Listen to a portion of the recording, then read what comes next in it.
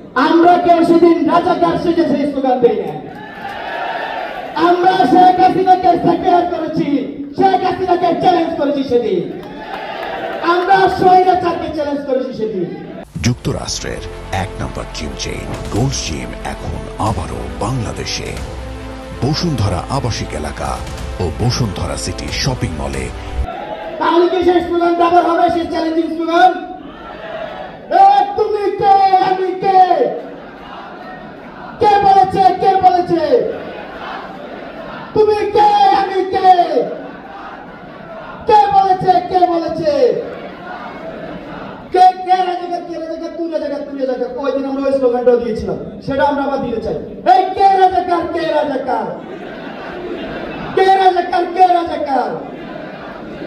জাতীয় সঙ্গীত নিয়ে যে বিতর্ক আপনারা দেখবেন, এখানে যখন জাতীয় সঙ্গীতে বাধা দিয়েছিল আমাদের শাহবাগে, সেটার প্রতিবাদ করছিলাম এবং প্রতিবাদে রাজুতে আমরা জাতীয় সঙ্গীত গিয়েছিলাম এবং তারপর থেকে এক গোষ্ঠী আমাকে রসাভাগে বলে ডাকতেছে।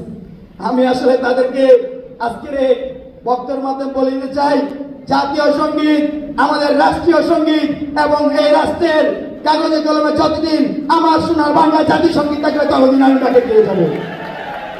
ততদিন বাংলাদেশের পক্ষের শক্তি, বাংলাদেশ পক্ষের শক্তি জাতীয় সঙ্গীত গেয়ে যাবে। বাংলাদেশ জিন্দাবাদ, ইনকিলাব জিন্দাবাদ, মুজিববাদ মুর্দাবাদ।